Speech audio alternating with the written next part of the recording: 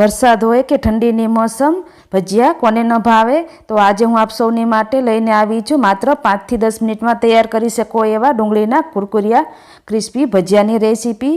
એકદમ ટેસ્ટી એવા કાંદા ભજીયા ખૂબ જ ટેસ્ટી લાગે છે અને સાથે સાથે જો મરચાં અને કઢી મળી જાય તો ખાવાની ખૂબ જ મજા પડી જાય। તો તમે જોઈ શકો છો કે એકદમ આપણે કડકડિયા ક્રિસ્પી ભજીયા બનાવીશું, માત્ર 5 થી 10 મિનિટમાં બનાવીને તૈયાર કરી શકો છો। તો ચાલો રેસીપી બનાવવાની શરૂઆત કરી દઈએ। વિડીયો પસંદ આવે તો શેર કરવાનું ભૂલતા નહીં। તો આ ભજીયા બનાવવા માટે 3 મોટી સાઈઝની ડુંગળીને આ રીતે લાંબી ચિપ્સમાં કટ કરી લેવાની છે અને આ રીતે એક એક ડુંગળીને આપણે સરસ રીતે છૂટી પાડી લઈશું, જેથી કરીને આપણા ભજીયા એકદમ ક્રિસ્પી બને। તો આ રીતે બધી ડુંગળીને સરસ રીતે છૂટી પાડી લેવાની છે। તો બધી ડુંગળીને આ રીતે છૂટી પાડી લીધા બાદ એમાં આપણે થોડું મીઠું અને લીંબુનો રસ ઉમેરી દઈશું, જેથી કરીને એમાં પાણી સરસ રીતે છૂટું પડે। તો આપણે ભજીયાના માપનું મીઠું ઉમેરી દઈશું અને અડધા લીંબુનો રસ ઉમેરી દેવાનો છે। આ બંને વસ્તુ ઉમેરીને સરસ રીતે આપણે ડુંગળીમાં મિક્સ કરી દઈશું, જેથી કરીને એમાં સરસ રીતે પાણી છૂટું પડે। ત્યારબાદ એમાં આપણે બેસન ઉમેરીશું અને બધા મસાલા ઉમેરીશું। તો ફરીથી એકવાર મિક્સ કરી દેવાનું છે। સરસ રીતે મિક્સ કર્યા બાદ આપણે આને 10 મિનિટ માટે રેસ્ટ આપીશું, જેથી કરીને એમાંથી સરસ રીતે પાણી છૂટું પડી જાય। તો ઢાંકીને સાઈડમાં 10 મિનિટ માટે રહેવા દઈશું। તો અહીંયા આ રીતે સરસ રીતે પાણી છૂટું પડી ગયું છે। જો તમારે ઉતાવળ હોય તો તમે આ પ્રોસેસ સ્કીપ પણ કરી શકો છો અને માત્ર 5 મિનિટમાં આ ભજીયા બનાવીને તૈયાર કરી શકો છો। હવે આપણી આ ડુંગળી આ રીતની બનીને તૈયાર થઈ ગઈ છે અને થોડું પાણી સરસ રીતે છૂટું પડી ગયું છે।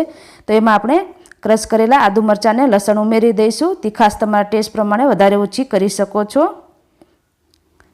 હવે એમાં આપણે બધા મસાલા ઉમેરીશું।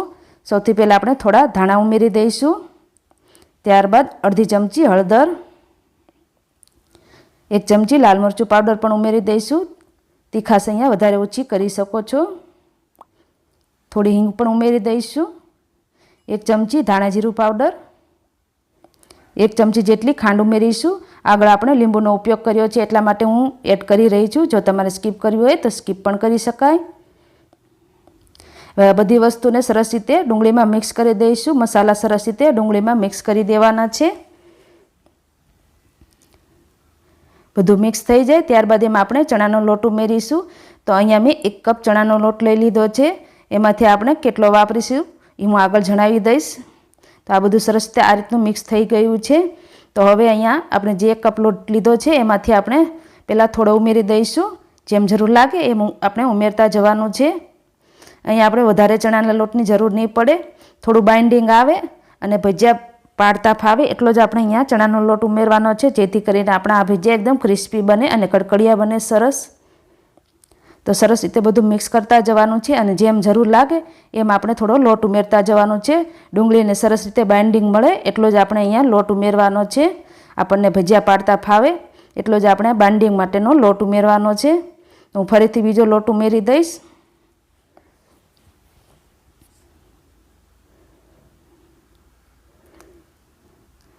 ફરીથી આપણે મિક્સ કરી દઈશું।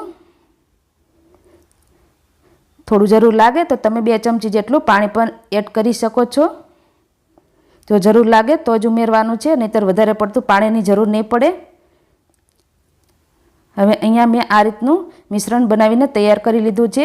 અહીંયા ઢીલું નથી કરવાનું, આ રીતનું કોરું મોરું રહે એ રીતનું રાખવાનું છે, જેથી કરીને આપણા આ ભજીયા એકદમ કડકડિયા બને અને ક્રિસ્પી બને। તો અહીંયા આ રીતનું મિશ્રણ બનાવીને તૈયાર કરી લીધું છે, ઢીલું ન થઈ જાય એ વાતનું ખાસ ધ્યાન રાખવાનું। અહીંયા જે 1 કપ લોટ લીધો હતો એમાંથી આ રીતનો 1/2 કપ જેટલો લોટનો મેં ઉપયોગ કર્યો છે, 1/4 કપ જેટલો લોટ બાકી રહી ગયો છે। તો હવે આપણે ભજીયા પાડી લઈએ। તો તેલ સરસ રીતે ગરમ થઈ ગયું છે, તો ગરમ ગરમ તેલમાં આપણે આ ભજીયા ધીમાથી મીડિયમ ગેસ ઉપર ફ્રાય કરી લેવાના છે। કઢાઈમાં જેટલા સમાય એટલા આપણે ઉમેરી દઈશું અને નાની સાઈઝના જ બનાવીશું, જેથી કરીને એકદમ ક્રિસ્પી કડકડી આપણા કાંદા ભજીયા બનીને તૈયાર થાય। બધી બાજુથી ફેરવીને આપણે એકદમ ક્રિસ્પી ગોલ્ડન કલર આવી જાય ત્યાં સુધી તળી લેવાના છે। એકદમ સરસ ક્રિસ્પી આ ભજીયા બનીને તૈયાર થઈ જશે। તળતા બિલકુલ વાર નહીં લાગે, માત્ર 2 જ મિનિટમાં આ ભજીયા બનીને તૈયાર થઈ જશે। તો હવે આપણે એને કાઢી લઈશું। તો દેખામાં જેટલા સુંદર લાગે છે ને એટલા જ ખાવામાં ટેસ્ટી લાગે છે। આને તમે સોસ, ચા કે બેસનની કઢી જોડે સર્વ કરી શકો છો। જો તમારે બેસનની કઢીની રેસીપી જોઈતી હોય તો મેં મારી ચેનલ ઉપર ટીકડી ભજીયાના વિડીયો સાથે શેર કરેલી છે, તો એની લિંક તમને ડિસ્ક્રિપ્શન બોક્સમાં પણ મળી જશે.